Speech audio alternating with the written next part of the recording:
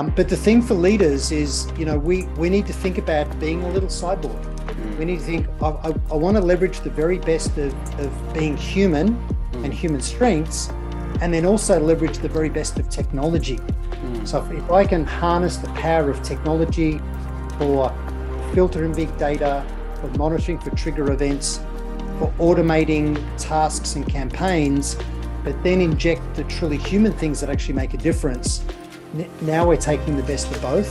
Welcome to StraightTalk, where we cut through the BS and get straight into real conversations with some of the best minds on the planet. I am your host, Af Malhotra. I am blessed to be leading these extraordinary discussions and asking tough questions that then elicit insightful answers, accelerating our awareness of the biggest issues impacting our lives and the future of humanity. Good morning, good afternoon, good evening. It's Af Malhotra here again on StraightTalk. Now today I have an extraordinary guest on my show, and like I always say, things are close to my heart, but this one really is close to my heart. I spent most of my career trying to figure out how people think, why they do what they do, how they make decisions, why do behaviors vary so much, and sales was my entry point into that world. Today we have a fantastic author and actually a thought leader in this field, Tony Hughes, who is the author of Tech-Powered Sales, Achieve Superhuman Sales Skills. So Tony, welcome to Straight Talk. What a pleasure to have you on the show. Hi, Af. Thank you so much for inviting me onto the show, and I'm really excited to be having the conversation. Yeah, so am I. There is so much we need to discuss over the next 60 minutes, and I'm not going to waste even a second. I'm going to go right into it. When we start off Straight Talk, Tony, we, as you would probably know, we do spend a little bit of time on the person, on the author, during this Inspiring Authors series. So please tell us a little bit about you. Who are you? How did you get here? How did you end up writing these great books? Combo Prospecting at the back, I can see, as well as, of course, Tech-Powered Sales. Because I think knowing who you are has a lot to do with what you've created today. So please give us a glimpse into your wonderful life. Yeah, I think to write a book, it needs to come from life experience. So I was a serial entrepreneur, much like yourself, Af, early in my life, in my early 20s. I took over a business that my father originally founded. He was a Mensa level genius. Wow. A toolmaker, an engineer, incredibly brilliant, but also bipolar and alcoholic. Right. So I ended up leaving the bank and went to work for him, and that was a real adventure. And I eventually took over the company really before I was ready to. But we achieved 85% market share for the product we manufactured in the Australian market. We sold the company. We're getting royalties for 12 years as well as cash up front. And then I went to America, very young and starry-eyed. I was going to become a gazillionaire by the time I was 30. and instead of that, what I got was a lot of life experience. And a big lesson I learned as an entrepreneur is that if you can't personally sell and market, and Af, I know a huge portion of your audience are business leaders and entrepreneurs. That's right. And the big lesson for me is it's not really about having a great product and marketing.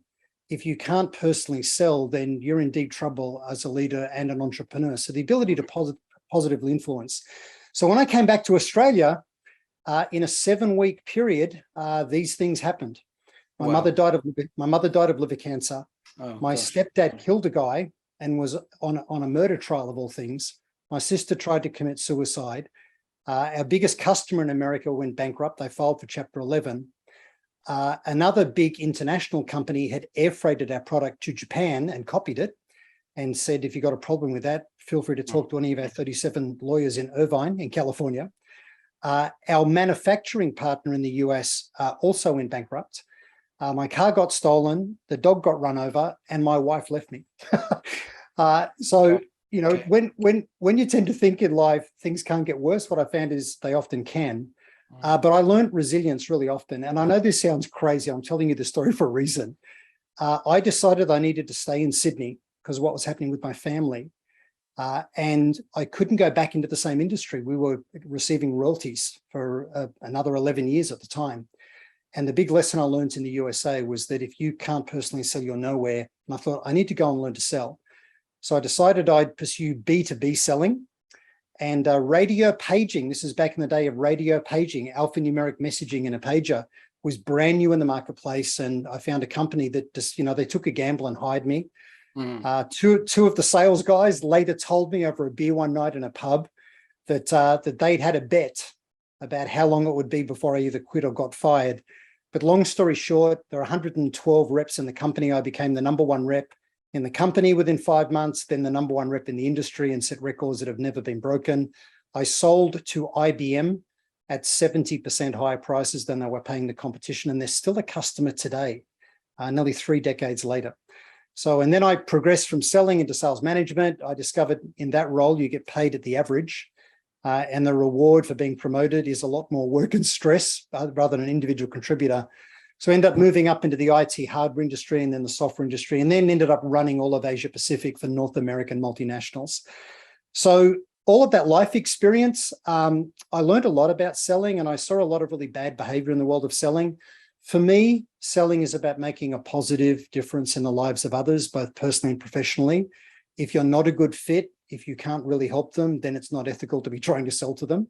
Yeah. And my very first book is in its 10th printing. It's been a business bestseller called The Joshua Principle, but it's written as a true story about a sales rep that's about to get fired and gets mentored. But that's really about strategic selling. And 10 years ago, I left the corporate world. I went out on my own to do business consulting, sales training. And what I discovered was the biggest problem that organizations have is not really how to manage the complex sale. Everyone can improve, but they think they're basically okay in that area. What I discovered is the #1 problem is not enough opportunity pipeline. So I've developed methodologies and worked with some of the biggest brands in the world, Adobe, Salesforce, SAP.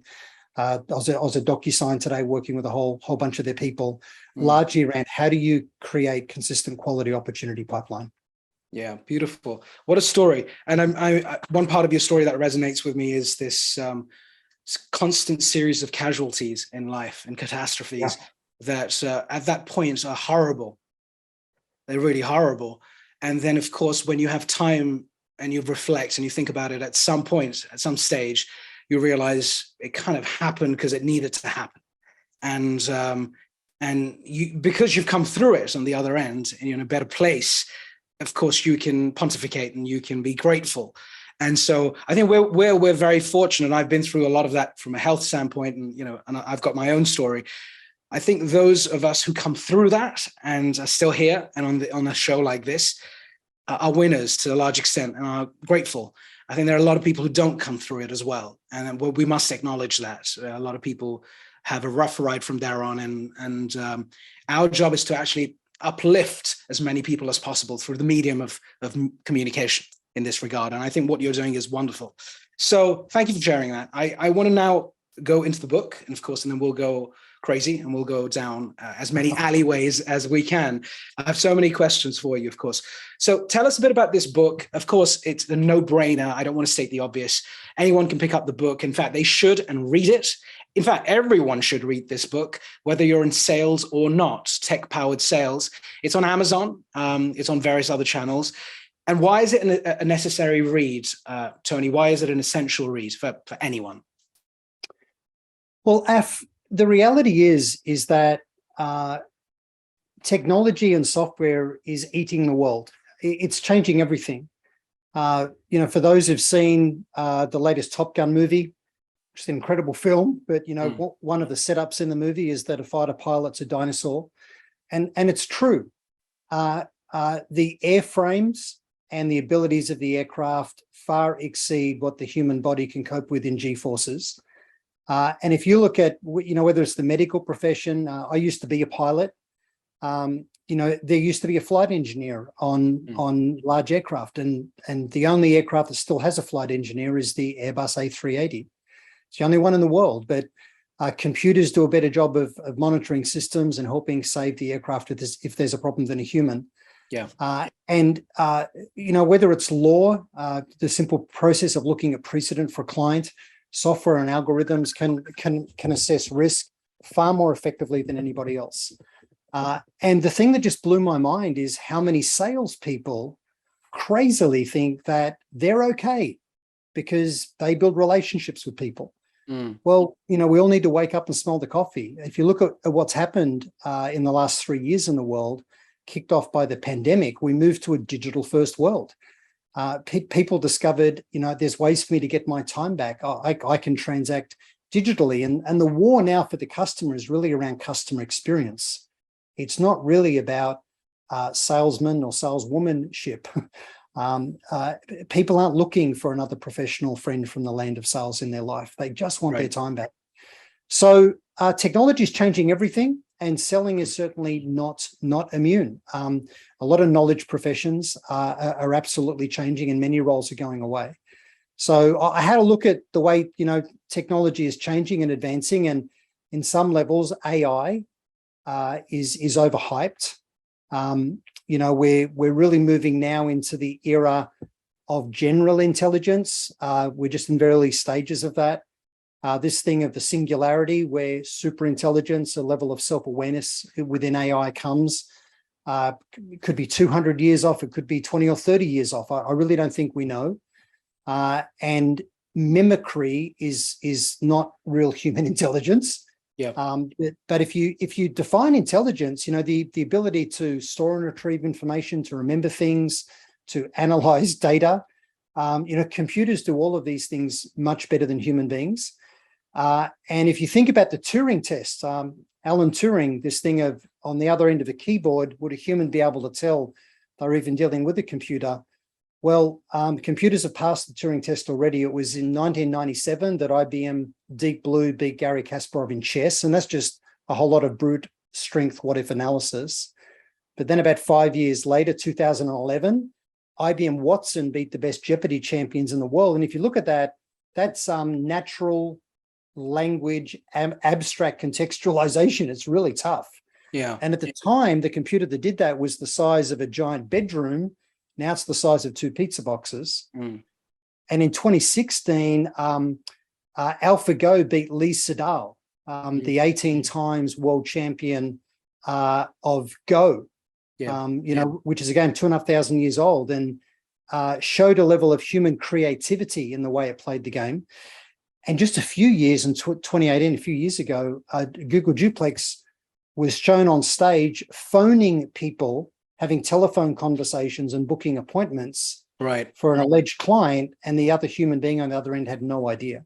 So it's changing really rapidly, and I don't think sales is immune. In the book, Justin Michael, who's the co-author of the book with me, one of the predictions I made in the book, he made a number as well, but I predicted that in this decade, in the 2020s, about a third of B2B salespeople will disappear.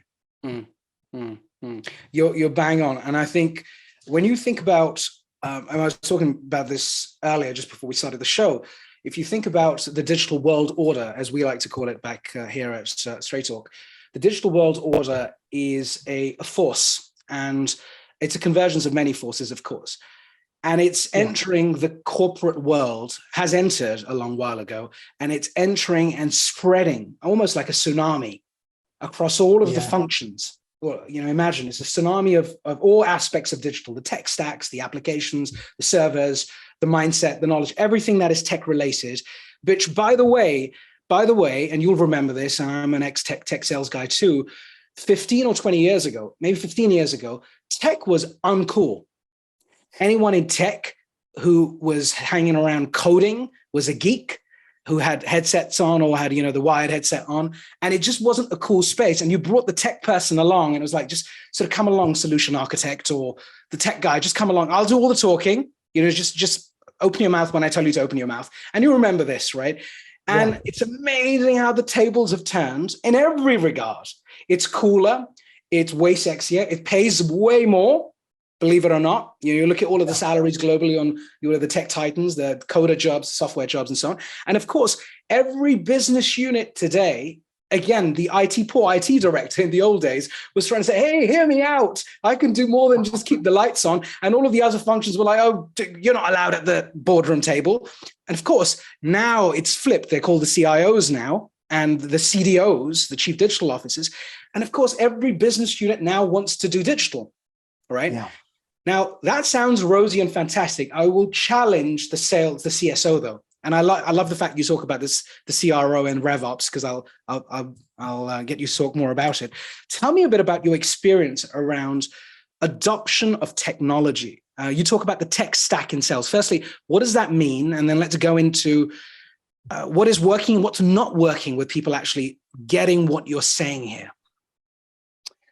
Well, Af, maybe just to give a little anecdote. Imagine, for those watching or listening to this, that you're on the aero bridge waiting to board your flight. And as it gets to your turn, you step onto the threshold of the aircraft, near where the galley is. And the aircrew are having a look at your boarding pass. And you look to your left down into the cockpit, and you overhear the pilot saying to the co-pilot, "Hey, look, I love flying. I'm just not into all the tech." Now, for me, I'll be wanting to turn around and get back off. You cannot be a good pilot. You cannot be a good pilot if you're not also really good with the tech. A really good friend of mine is Richard Krepney, and he was the command pilot on the worst A380, Airbus A380 failure. He was in the climb out from Singapore, about 6,500 feet. They had a massive inboard engine, uncontained explosion. Right. Had that been at altitude, it would have been completely catastrophic. But he's a software engineer, because pilots have a lot of downtime. He had a side hustle with a software business.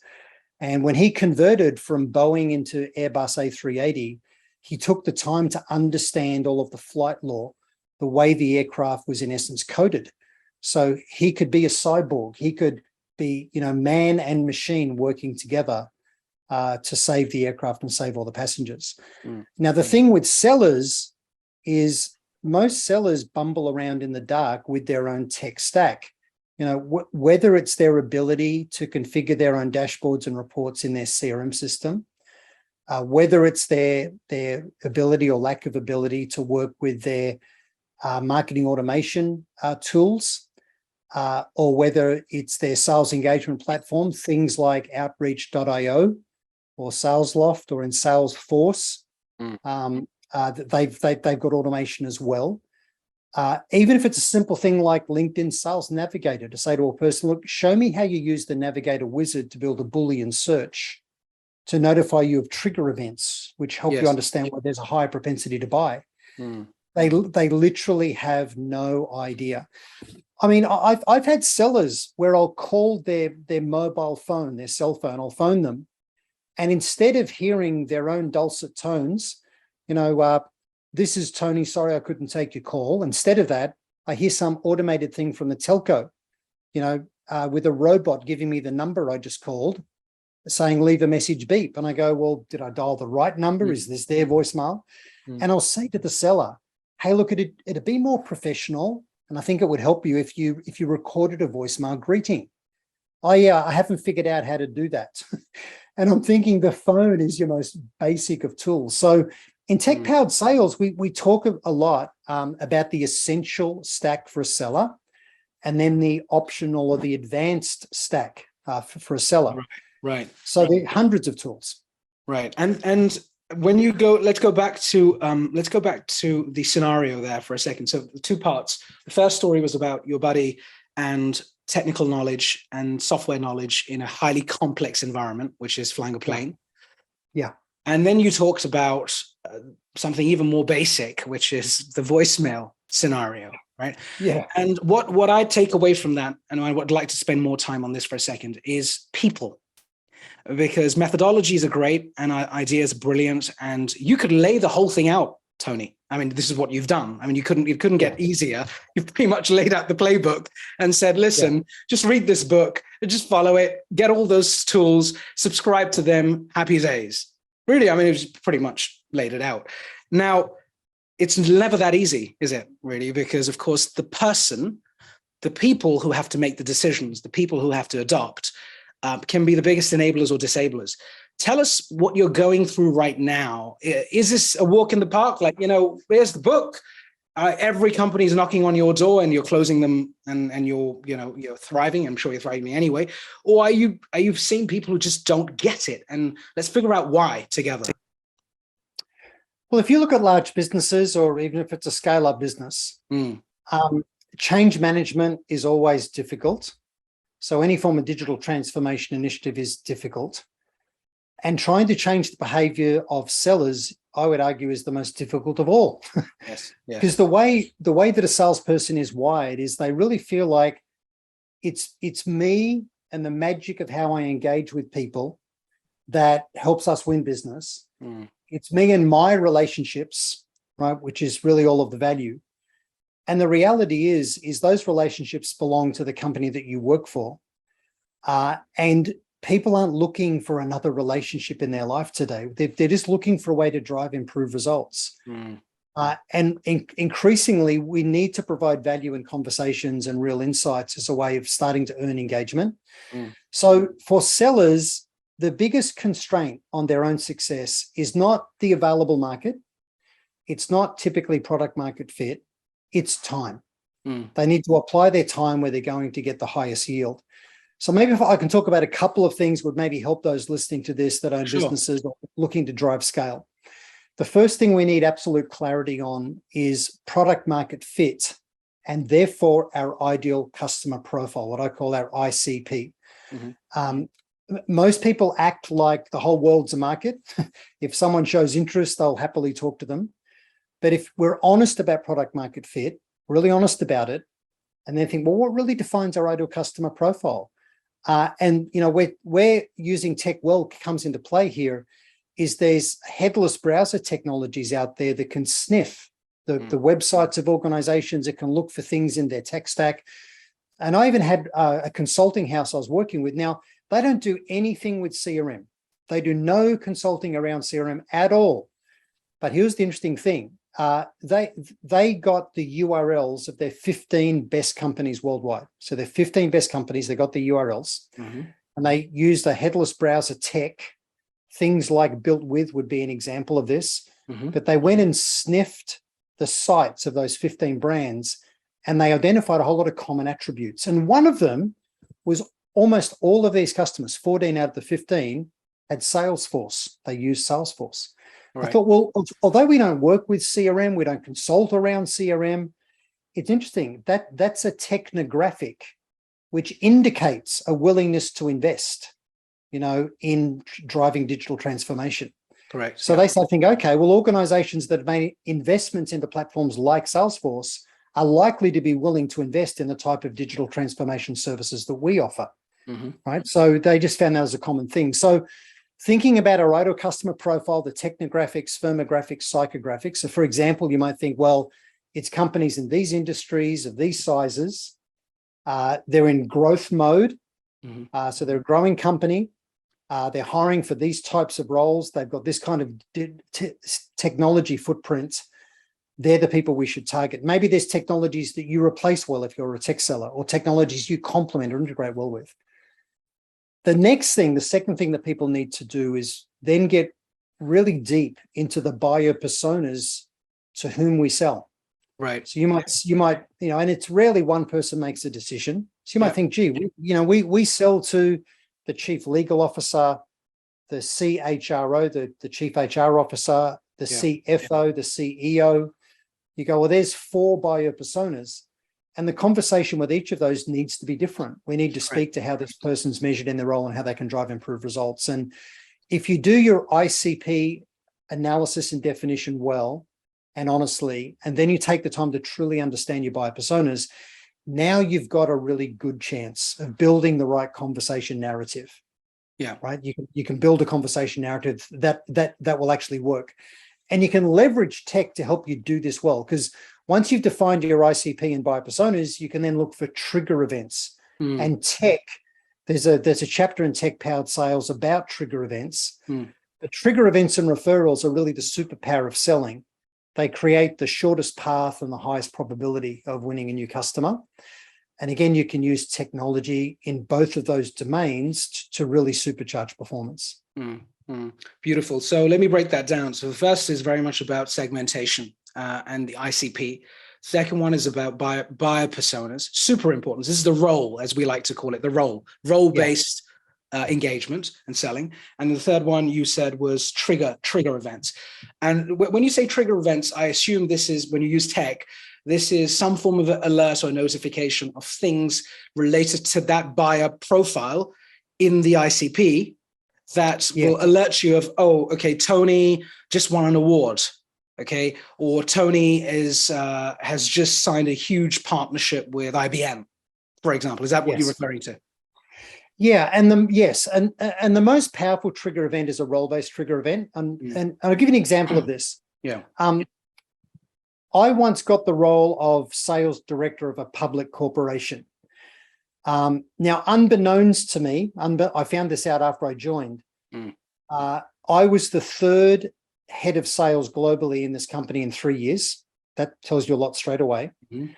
I later discovered that my two predecessors had both separately gone to market to buy a CRM for the company with the approval and a budget from their boss and my new boss, the CEO. On both occasions, I found this out later, on both occasions, they went through the whole process, selected a winner, took it to their boss, my new boss, the CEO, for a rubber stamp approval. On both occasions, he did not approve it. Instead of approving it, he managed them out of the business, which led to me eventually being hired. So the whole CRM marketplace knows that this company is in the market for CRM. And when the day I joined, I updated my LinkedIn profile. The day I joined, the company issued a stock exchange announcement. They had to by law, and they issued a press release. So have a guess how many CRM salespeople phoned me in the first few weeks when I took the job. Have a guess. I don't know. I can't even guess. Go on, tell us. The answer is zero. Not one, which is insane, because all of them knew that this company needed a CRM. Now, here's the thing. The reason role-based trigger events are so powerful is a new senior person into a role has about a 5-month window where their boss will back them. Correct. They're the chosen one, fair-haired, child that's, that's going to save everybody. And after about 5 to 7 months, they become another tired, broken executive sitting around the boardroom table not delivering. So there's this window where new people into their role will get backed, right? So that's the time to contact them. Right. So if anybody had called me and said, hey, Tony, congratulations on the new gig. I'm not sure whether you're aware, but the business clearly needs a new CRM. And your two predecessors with the approval of your new boss went to market, but on both occasions, he wouldn't approve it. Instead of that, he's gotten rid of them. I've got some ideas on why it was that he would not approve it. When can we get together for coffee? You would have had your meeting in a heartbeat. I didn't want to be the third person to fail. Right? But not one person contacted me. So role-based trigger events are really powerful. New people are trying to affect change. They want some quick runs on the board to build confidence and credibility with their peers and their boss. So that's an example. And tech, you can configure technology to monitor for these kinds of things. Yeah, beautiful. What a great story. And then when you think about decisions that are being made around this, you talked about your job. You came in as the third sales leader. You've understood the context, the landscape, and so on and so forth. By the way, did you stay in that role for long? Yeah, I was in the role for 5.5 years. Okay, so of course you did something different. And I guess you bought a CRM, whichever one you ended up buying. We did, yeah. We ended up buying Salesforce. Yeah. All right. And so let me ask you a question about getting things done here. So I'll be a little bit reductive about this whole thing. You have the sales leader in whatever job title, and then you have the person on the ground who's selling. Okay, and we're not going to we're not going to call them cyborg sales guys, or as you call it, or hybrids at this point. We're just the traditional people. The salespeople can change if the sales leader and leadership is guiding them in the right way, giving them the support, the resources, clearing bureaucracy, refreshing them, reinvigorating them, bringing people like you in, and so on and so forth. Where are you seeing the bottleneck right now, truly, in these two? And you can add another dimension if you wish. Yeah, that is such a great question. So there's been some trends in the market for some time, and it was Salesforce themselves as a business in the very early 2000s were the first to really industrialize the sales machine.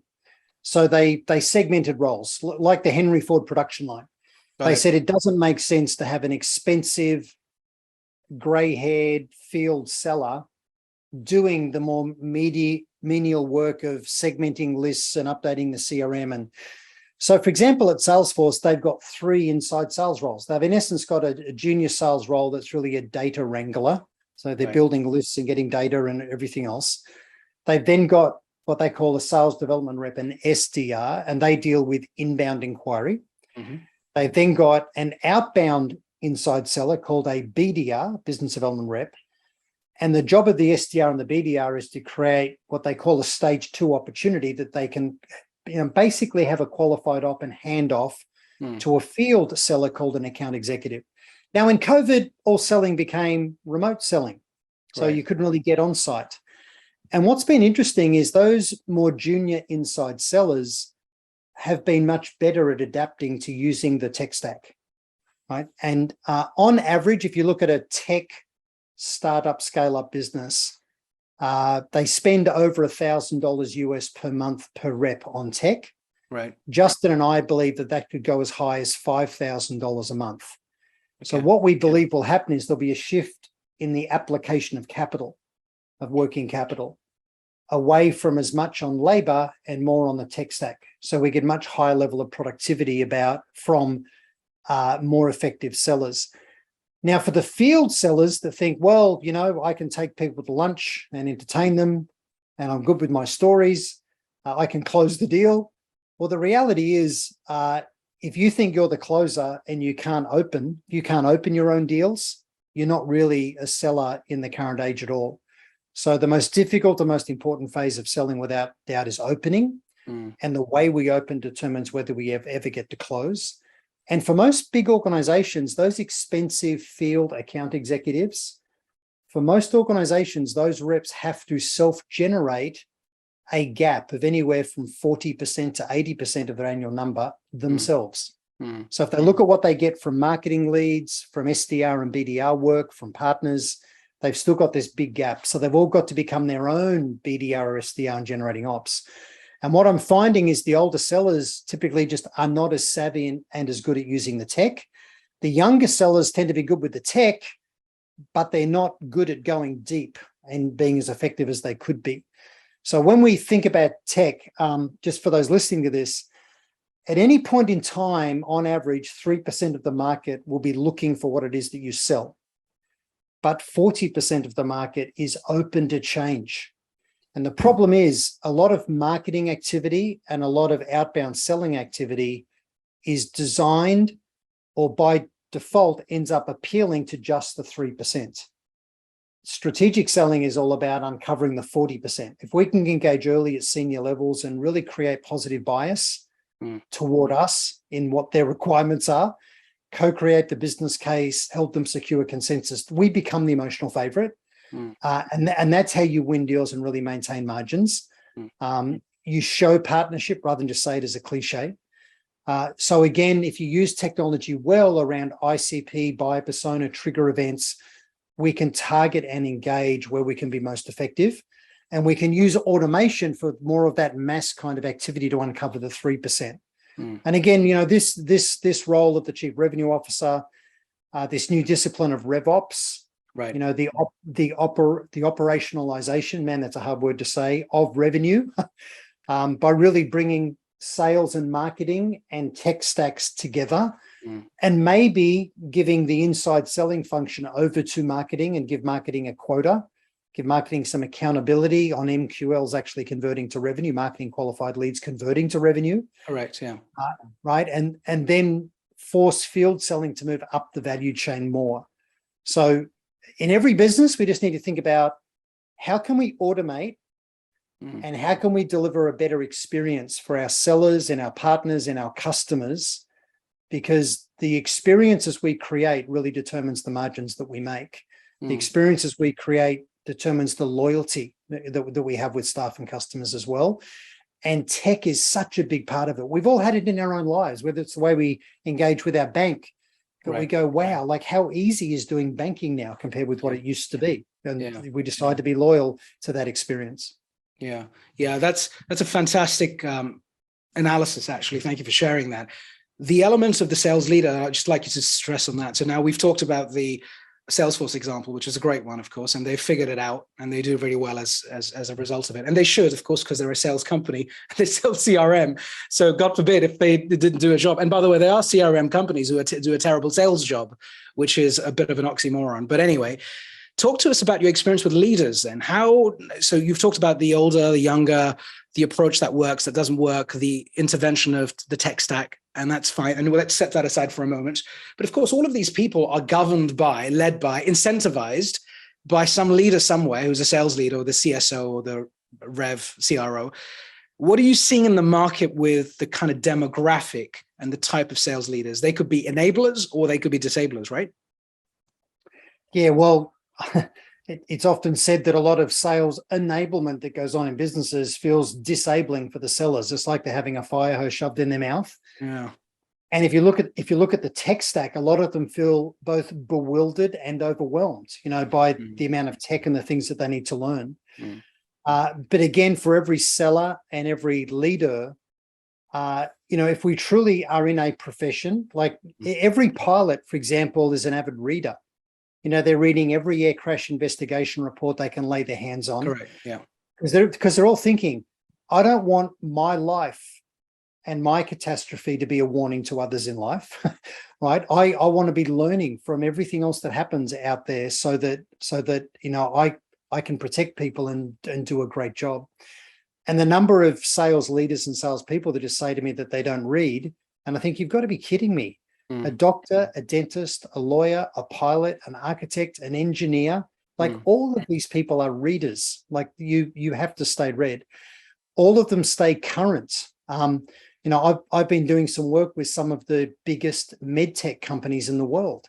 And if you look at remote medicine and the way that AI is being applied to imaging technology, because AI, if trained properly, so again, humans play a role in training AI well with machine learning and guided learning, it can do a much better job analyzing images in the same way that tech does a better job driving a truck on a freeway. They don't take drugs to stay awake.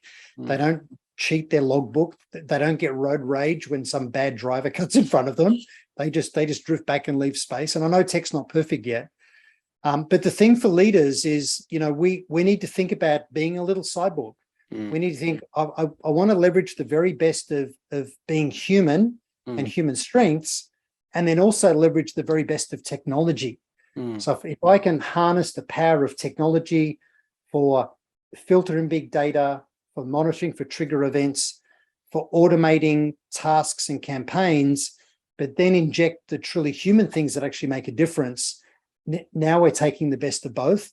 But what I see, and Alf, I know you share my view, I see a lot of people seeking to automate in selling, and all they do is burn through a list very quickly, damage their brand for very poor results, because they're not doing this well. So it's really up to the leader to architect, to really analyze and architect what their go-to-market strategy is going to be for harnessing the best of technology with the strengths of their people. You're spot on. The way I see what you're saying, actually, I was trying to imagine what you're saying. And I know you talk about TQ, technical quotient or technology quotient. And that's a great one, because what you're in effect, I'm trying to paraphrase, okay? What you're saying really is the next generation, well, in fact, this generation of salespeople, B2B salespeople, need to immediately and urgently have a concerted effort towards building their TQ. And that's not going to happen overnight. It'll take time, but they have to build their TQ. Now, they can build it in many ways. Your approach is, of course, a viable and strong approach, and they could build their tech stack. And that'll require change management. That'll require sales leadership to say, I hear you, Tony, I hear you. So I'm going to build this program, and it's going to be whatever time period, 6 months, a year, 2 years. And we're going to do a major shift in the quality and the caliber of our salespeople. Now, there's some downsides to that, in that some people will be let go.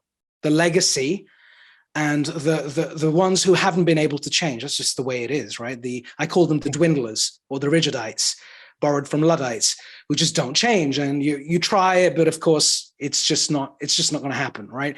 So you have to wait for them to exit so you can have fresh blood coming in and a new way of thinking coming in. How difficult do you think that would be for a leader over the next 12, 24 months, given the state of affairs from the standpoint of the economy? We're going through a period of mass uncertainty as well, once again. So tell me a bit about how, if you were a sales leader right now, and not a trainer and not a coach and not a thought leader, and you were taking your gig on again, like you're back in the old days, what would you do? I know it's a hard question, but like a back of a fag packet, what would you do? Well, the first thing I'd do is I would really segment the way that we go to market. So and because every business is on this productivity drive, we have to find ways to drive down the cost of acquiring customer and at the same time improving loyalty and retention and average transaction sizes. Right. So if we segment our markets well, what we don't want to do is have our expensive field sellers doing low value transactional clip the ticket style of selling. Right. We want to focus on how do we create a great experience. So if we look at the products and services we sell and really segment them, Oracle was famous for doing this many years ago. They had enterprise sales reps that were really making their numbers every year just based on selling Oracle database. And they realized that they needed to carve out Oracle database, and that was really painful. Take it away from the AEs to force them to live or die based on their ability to sell enterprise applications. It was very painful to do. If you look at the way the software as a service industry has changed the model from the big enterprise license that funded everybody to begin small and grow, right? It's it's a shared risk model with customer and seller, but they've struggled in adapting those models. So the answer to the question is segment. Really think about this new thing called revenue operations, RevOps. And think about, I need an expert in my business that's supporting me as the sales leader that can bridge the worlds of sales and marketing and look at the marketing and sales tech stacks and think, how can we automate in ways that give time back to our sellers and make them more effective? In the way that they're using CRM, in the way they're using Outreach.io, in the way that they're using data enrichment tools, Sales Navigator. If you've got a call center with parallel assisted dialers, the ability to have, now I know you've got to let clients or prospects know you're recording a call. You can't sneakily do that. We need to let them know. But, AI can analyze calls and ratios of talk times and missing buying signals, for example, in calls, and start coaching. So we can use technology to help people be far more effective. So at the end of the day, the big thing is sales leaders need to find ways to drive up sales productivity. That means more revenue from fewer people. That means make them more effective. You make them more effective by better equipping them, but just handing people tools without them knowing how to wield the sword effectively. And that's my argument with Sales Navigator. It's about $1,000 a year per person for Nav. And most sellers just really don't understand how to use it. No. So often we don't need more in the tech stack for sellers. Just if people learn how to use the 2 or 3 tools they've already got more effectively, now they're building their TQ. So we've always known that people need reasonable IQ, not super high to be successful in selling, but you can't be dumb. You definitely need high EQ, emotional intelligence, emotional quotient, but you now need this technical quotient. You need to know how to use tech well. Because pilots, doctors, dentists, even my dentist I go and see, it's all tech.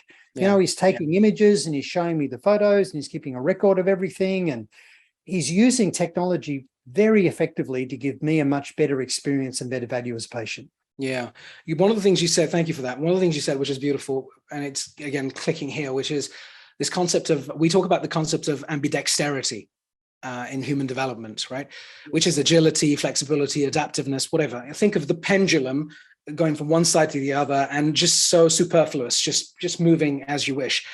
The younger generation of salespeople in SaaS companies, software companies, are wired, they're coded, they're hard coded to do tech because of the generational shift. They're used to tech, they're used to the apps, they're used to mobile phones, they're used to smartphones, and so on and so forth.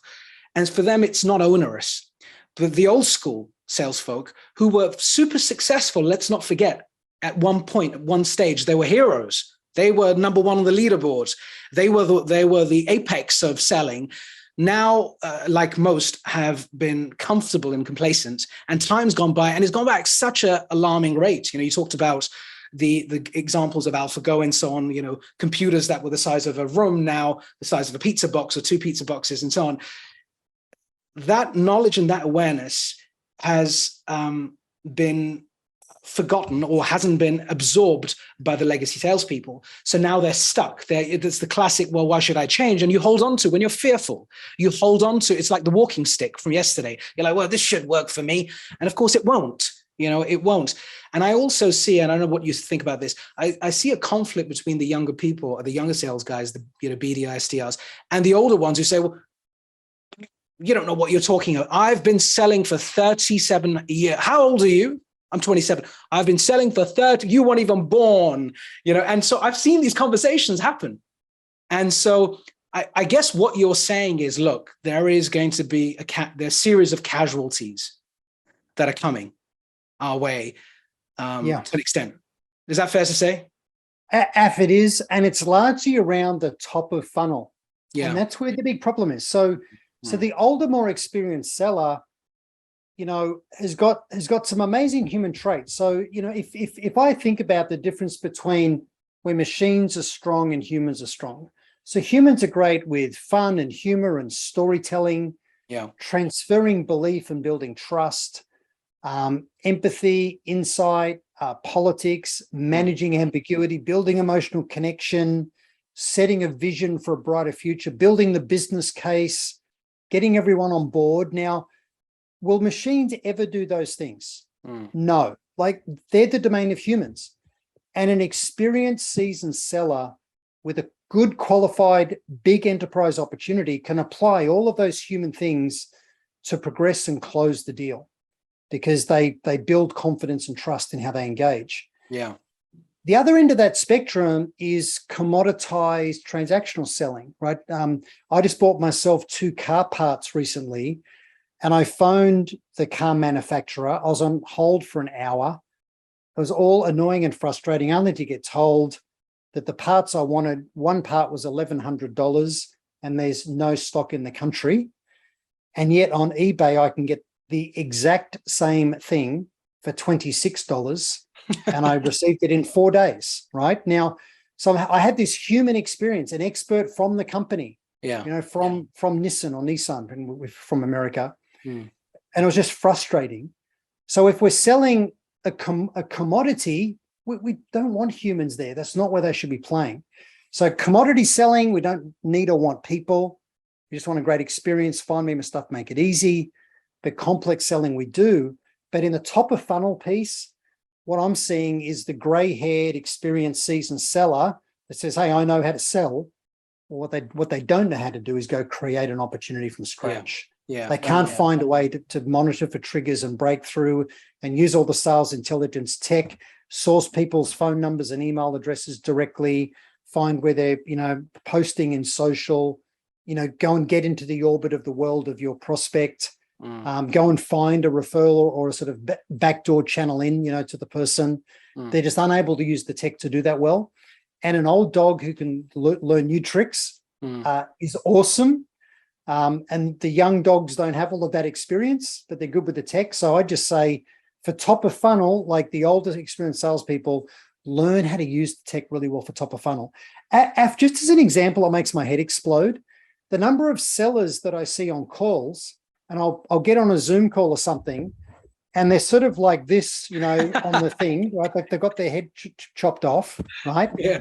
Or they've got a bright window behind them with light shining in, which makes all their face dark. I can't even see their face. Yeah. The audio sounds like they're talking into the bottom of a 44-gallon drum, right? And because they haven't figured out how to use the audio controls to select, because I've got a professional microphone here that I'm using, not my laptop. But they don't know how to share their screen, and you got to be kidding me. Like, this is basic TQ. Like, imagine you engaged a carpenter to renovate your kitchen and they just didn't know how to sharpen the most basic tool. You can't even sharpen your tools. You can't adjust your saw. and you want me to trust you renovating my kitchen? Mm. No, thanks. Mm. And yet so many sellers can't use their tools of trade. It's crazy. Yeah. You also have to lead. You have to lead from the front as a leader as well, though, right? You can't be a leader Yes. who starts doing this glorious presentation and says, hey, let me wheel in Tony. Tony, go for it, buddy. And of course, they don't practice anything that they preach. And that is a problem in itself. And it does happen, by the way. Oh, I see it with people. They're sharing slides. And I say, hey, sorry, can you just go into presentation view of your slides just to get them up at full screen? Oh, how do you do that? You know, they're going at like, I'm going, are you serious? Like the most basic thing in selling is being able to present. You want to torture people with your slides, and yet they can't read anything because it's all in the slide view, not the presentation view. Just crazy stuff. Yeah. It's crazy. So, those who don't embrace technology, I believe, are doomed to be replaced by it. So I just encourage everybody. It's not about knowing the 1,300 different things in the sales tech stack. Yeah. It's not about becoming a RevOps expert or practitioner. There'll typically be someone in the business that will take that on. But we need to know what the capabilities are of a tech stack and what the elements need to be. And that's one of the things we do in the book is we talk about that essential stack, right? Those essential things you really need to be able to use well. And I'd say rather than go off and learn new, weird tools, learn how to use the stack your employer's already giving you masterfully. Yeah, great point. I want to talk to you about this concept of the gig workers and post-COVID scenarios where you've got remote working. I think you've already alluded to it. And we're laughing about this whole Zoom experience or the video call experience, and I hear you. That could be trained to some extent. You could run, the things not to do. Don't be foolish, salesperson, or you could have a bit of a laugh about it, and people could change behaviors, no doubt. And I notice sometimes it takes a herd mentality. I've been on calls with clients where actually sales people on the other side, who are my clients, who are all have turned their videos off. And I'm saying it repeatedly. It would be lovely to see your face. It'd be, hey, listen, so just for me, I just need to see your face because I don't know who I'm talking to. And you might have one reluctant person who turns it on and they turn it off because, I don't know, something else happens. I think that cadence, that behavior, the lack of connection they have with the video, with the technology, as opposed to if I was in their front room, they'd probably treat me like a king. They'd be like, what would you like? Wine, coffee and biscuits and so on. And I'd feel so warm and they'll give me so much care. But on technology, for some reason, there's this apathy. It's like they turn off their EQ as soon as technology comes on. It's bizarre. It really is bizarre. So I think that's going to change. My question to you then related to that is moving towards actually the future. And moving towards new ways of working. So in the old days in IT, we had something called bring your own device. Yeah, BYOD. Okay. And there was a time when we in my old tech days, we sell the hell out of that and so on. And I just think to myself, just to be aware of, if you look at behavior, because I'm in the startup world, of course, if you look at the behavior of executives and people in companies who are in sales, marketing, and other jobs too, many of them have their own preferences on the tools that they have enjoyed. And I'm talking about the more experienced operators, Tony. So not the ones who don't get it, the ones who do get it. Yeah. Let's talk about them because they're important. We can't just take them for granted just because they know tech and that's it. We need to support them so they're getting new tech, new advanced tools, because they're always looking. They're like, well, that doesn't work. I've got to put this integration in. Navigator doesn't work now. I use Zoom Info or whatever, right? So do you think there is a scope for a more advanced way of bringing in a new age of salespeople who might be gig workers, by the way, in the future? They may not be FTEs the way we know it, where you're saying, listen, this is our preferred stack. Please try and use it if you can. And these are non-negotiables. You've got to use Gmail, you've got to use this and so on and so forth because of security and privacy and stuff. But here is where you have some choice. So if you like to use, I don't know, let's think of something. You probably can think of a product. Trigger. Let me give you an example. So if you look at sales intelligence data, things like I'm trying to find people's email addresses and cell phone numbers. So in North America, Zoom Info is great. Yeah. It's not anywhere near as great in a place like Australia. So Trigger.ai is really good in this market. Yeah. In Europe and Asia, Lucia, people Yeah. often pronounce it Lusha, but it's Lucia. Lucia, Yeah, is typically the best. It's a preferred tool of recruiters. Great. So to me, if a company had a global rule, we use ZoomInfo for our sales intelligence data, and you're a rep in Australia, well, ZoomInfo isn't very good out here. They should be able to use Trigger.ai or maybe Lucia, right? So they should be able to do that. Where it all needs to be balanced is that, and we've got GDPR in Europe, we've got CCPA, the California Consumer Privacy Act in the States. Yes. There's all sorts of other legislation. There's data privacy. Every company needs to have a data privacy officer, where any prospect or customer has the right to be forgotten off your databases to make the request. So data privacy is a real thing, and any perceived breach of trust means the social license to operate is very much at risk for a business.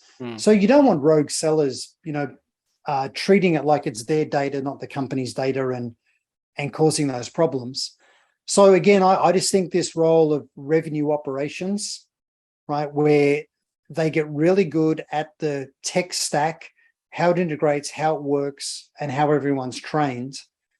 And whether it's a BYOD environment where there's a lot of work from home, but data privacy and managing the sheer volumes of data is a big, difficult frontier for organizations. Yeah, it's massively difficult.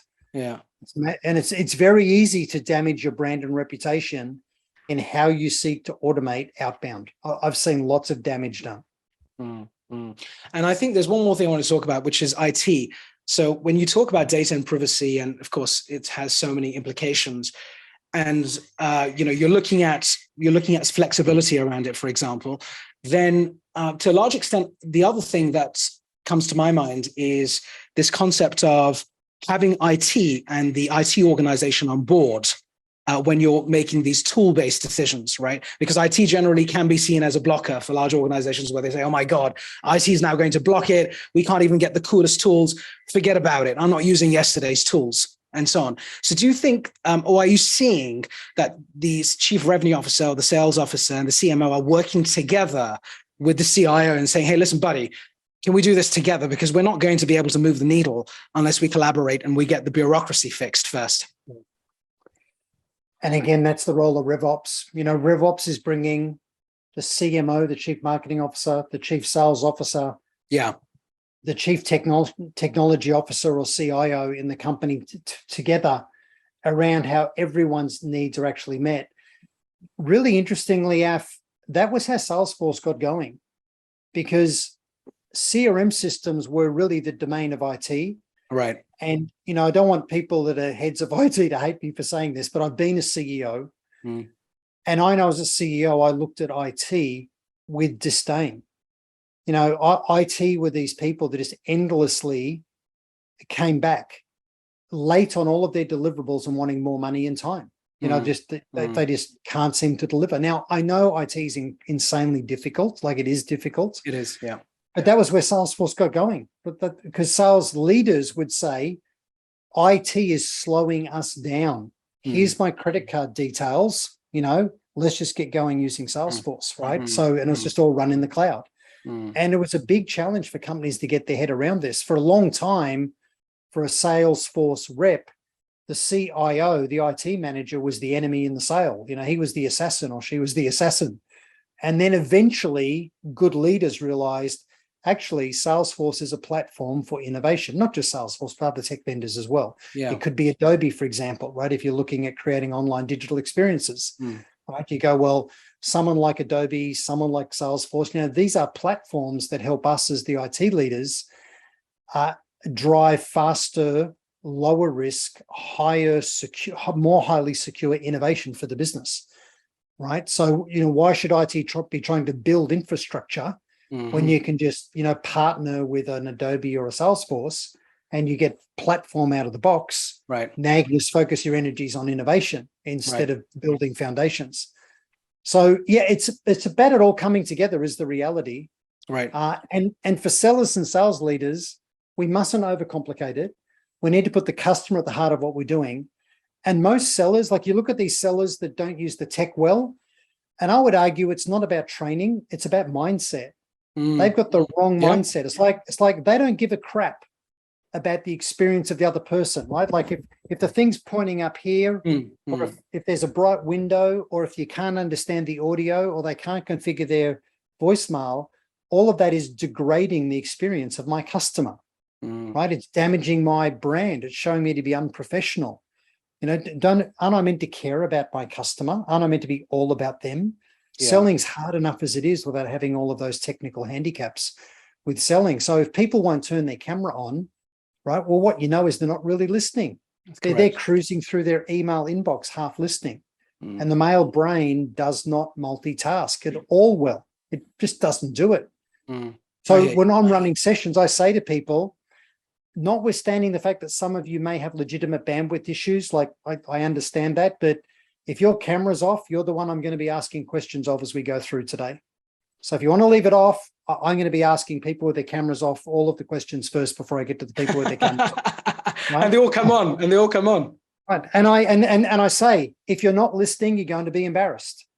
So please listen, because I'm going to be asking some questions and ask you to do some exercises. And for those with cameras off, you'll be the first I'll be asking. This is brilliant. We're coming to the end, but I want to ask you one or two final questions. And you touched on this before. And I feel passionate about this concept of the hybrid salesperson. And, you know, you've, of course, defined it beautifully and more articulately in your book. One element is definitely the technology. The other is, which you talked about, which is, you said, you know, I'm an avid reader. I find that, you know, there's this sort of lax behavior. And it's not, I'm not going to segment now and say it's only the old school guys. Generally speaking, it could be a mindset issue. But this lax behavior towards, and almost complacency towards, well, I read an article in Business Insider. That's it, really. I mean, what else do you want me to know? I know my sales process. I know everyone in the organization. They'll pick up my calls. Will they pick up your calls, Tony? Don't think so. And so that sort of attitude, I feel that those days are gone, you know, and I give you a great example of McKinsey or even Gartner, the organization I used to work for many years ago. I'm slightly biased because I used to train a lot of the salespeople there, but these organizations do get the value of information and insights. One, because they sell them, but secondly, they empower their people, whether you're a consultant, you're a partner, you're an executive, you're a salesperson, you're an account director, whatever. They do make it their business to make that knowledge available and accessible and train their people on the latest trends. They say, this is what's going on in the industry. Put your hand up if you understand. Put your hands up if you are curious further. Reject it, accept it.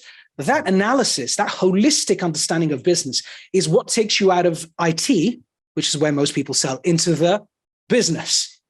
Yes. Right. And this damn thing's still carrying on. I mean, 15 years ago, you know, we were talking about moving from IT to the business. It's still happening. We're still having the same conversation. And so I think it takes people like you and many, many others like you and your team and your people and myself and our Straight Talkers to kind of come together to create a very, very powerful movement. And actually it's a non-negotiable movement for all the other stuff that doesn't work. Say, that just, you know, we're point blank, it doesn't work. No more diplomacy. You know, I like your way of speaking. I've heard one or two of your talks and you are very direct, which is actually, you've got to be, this is a profession. This is a business. This is what you've got to do. And so I don't know how you feel about that, but I would love to ensure that we're collaborating, we're working together to be plugged into some of this good work you're doing. We'd like to help you to get into the companies that desperately need the help as well. So my final point really was, how does one become smarter? How does one become more aware of the segment that you're targeting? Is it as simple as read more every week, or have you got a hack of some sort? If it really comes down to intent, if you're all about the customer and how they can drive improved results, and if you've got curiosity as one of your own characteristics, then I believe you're in a really good place. The narcissistic blabbermouth is never going to succeed in selling long-term. And we need to turn up with a worthwhile point of view on how we think someone can really drive improved results. And it's researched and it's credible. And narrative, the conversation narrative we build, most sellers are awful at this, that they build a narrative about, let me tell you about us and who we are and what we do and how it works, you know, and then we can help you do these things. And I'll give you an example. If you were, say you were selling marketing automation software, what I say is start your conversation top down with the result. Say, hey, I think there could be a way for you as CMO to drive down the cost of acquisition, the cost of acquiring a customer, right. And at the same time, drive up average order size, average basket size. Do you mind if I ask? And they go, well, hang on, before I answer your question, how do you think I'd do that? So, it's around a strategy of more precise targeting where there's stronger buyer intent, and then with more effective personalization to create engagement. Correct. This other company we're working with, we're able to go from here to here. Do you mind if I ask?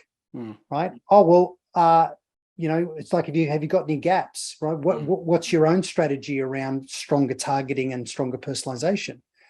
Oh, well, you know, and now it leads to, oh, well, you need a platform that gives you a single view of the client.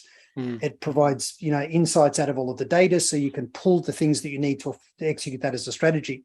So it's 3 layers. It's result, strategy, and then what's the capability.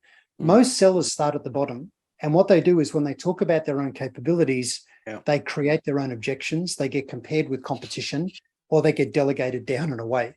So if I'm with you, we need to elevate the conversation into the C-suite by talking about the improved results. Yeah, absolutely. I remember the old days, and in fact, I do this now in one of my businesses.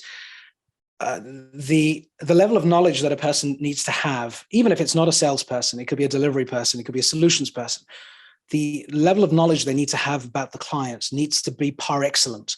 And you almost have to think, I describe it as the old, I say, imagine you were an equity analyst. And a lot of people don't know what that is. So in the financial world, you're an equity analyst. You look at equities, stocks that are traded, you know, and you analyze them. You look at their numbers, their balance sheets, their P&Ls. And now you have a holistic and granular perspective about the numbers. Absolutely. But what you're missing is all of the other things. Right. But for the purposes of that gig and that job, you did a wonderful job. What people now need to do is do that. And there are plenty of platforms that you can go onto for financial information, earnings calls, for example. It's like a no-brainer. It's a no-brainer if you're selling into a company and you're not listening to the earnings call. Right. Or you're not, listening to the summarization of the earnings call because you can't be bothered to read through a transcript.